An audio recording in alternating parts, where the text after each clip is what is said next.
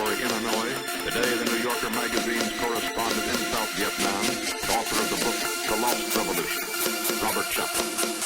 You could say that this was the beginning of what I have described as one of the many lost opportunities in Indochina and Vietnam to force the French into a stronger, more liberal position so that a decent alternative to communism might have been created earlier, or perhaps all might have been pre-Tito-fied.